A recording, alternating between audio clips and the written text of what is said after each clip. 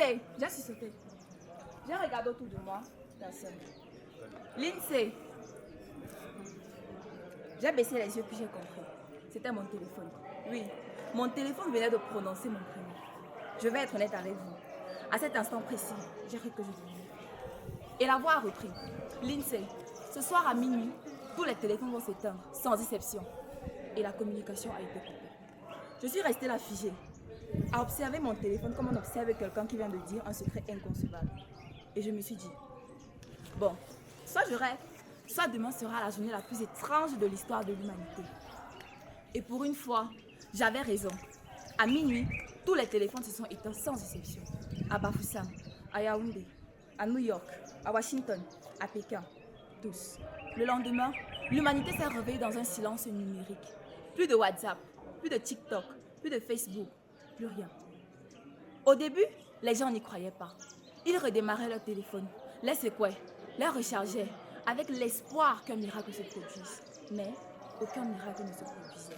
Pour la première fois depuis très longtemps, l'humanité était déconnectée. Et honnêtement, c'était la panique.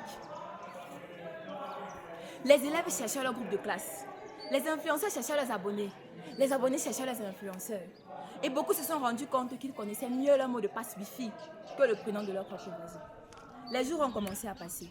1 jour, 2 jours, 3 jours. Puis, quelque chose d'inattendu s'est produit. Les voisins ont recommencé à parler. Pas par message, non, face à face. Les familles ont partagé davantage de moments ensemble. Les repas sont redevenus des moments de convivialité entre les membres de la famille. Et petit à petit, moi j'ai compris certaines choses. J'ai réalisé qu'un coucher de soleil pouvait être très beau en vrai qu'en photo. J'ai réalisé qu'une conversation pouvait être très intéressante quand il n'y avait aucune notification ou appel pour l'interrompre.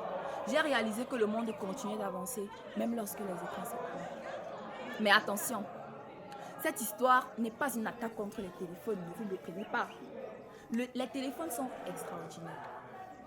Oui, grâce au téléphone, nous communiquons, nous étudions, nous travaillons, nous créons. Grâce au téléphone, un élève de terminale C à Bafoussam peut apprendre des choses venues des 4 coins du monde. Le problème n'est pas le téléphone. Le problème commence lorsque nous oublions que c'est un outil. Un outil formidable, mais un outil quand même. Une semaine après, les téléphones se sont rallumés. L'humanité a poussé un immense soupir de soulagement. Moi aussi, je l'avoue. J'étais très fière de retrouver mon téléphone. Les notifications sont revenues. Les messages sont revenus. Les appels sont revenus. Comme si rien ne s'était passé. Mais quelque chose avait changé. À chaque fois que mon écran s'allumait, je repensais à cette voix, à la question qu'elle avait laissée derrière elle. Simple mais redoutable. Simple mais redoutable. Est-ce que nous utilisons nos téléphones ou est-ce eux qui nous utilisent parfois? Je suis Brooke Quincy Lindsay. Je viens de Bafoussam, région de l'Ouest, et ceci était mon histoire. Le jour où les téléphones se sont éteints. Peut-être une fiction, peut-être une question, peut-être un avertissement, mais quelque chose est sûr.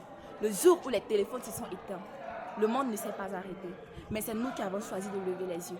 Je vous remercie.